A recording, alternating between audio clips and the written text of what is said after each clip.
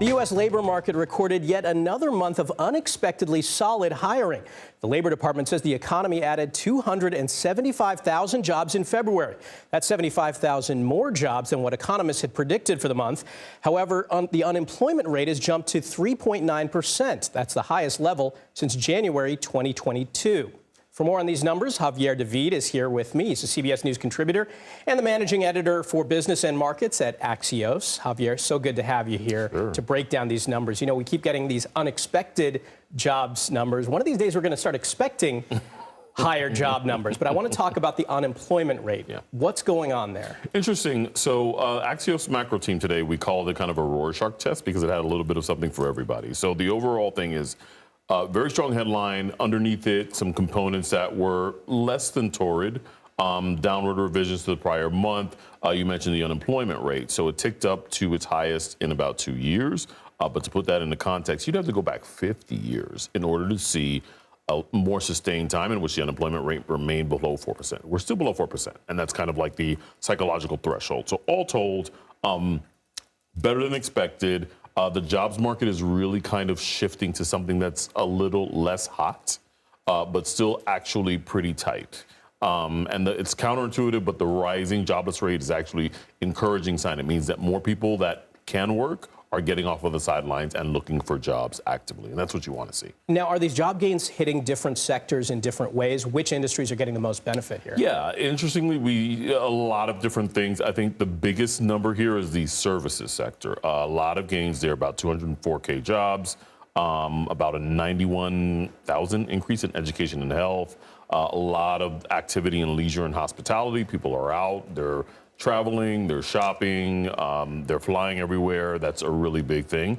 Public sector employment, lots of federal employment, but primarily state and local. They're seeing a lot of gains there.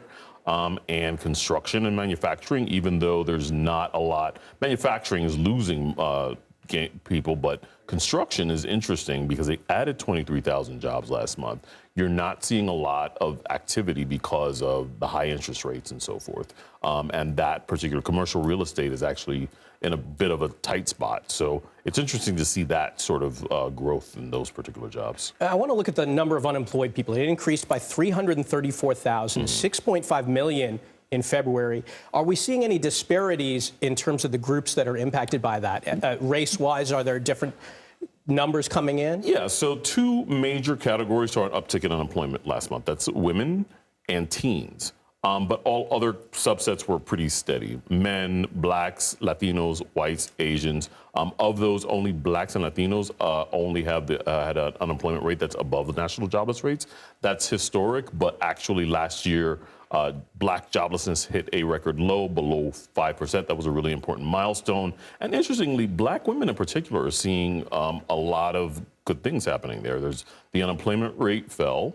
It suggests that this broader sort of she-economy effect that has really benefited women, seeing a lot of women getting better paying jobs, a lot more, advancing up the ladder, and doing a lot of entrepreneurship. Women are opening a lot of businesses on their own, and that's helping black women in particular. Javier, quickly now, there are tens of thousands of workers who have been out of jobs for months. They can't seem to land an opportunity.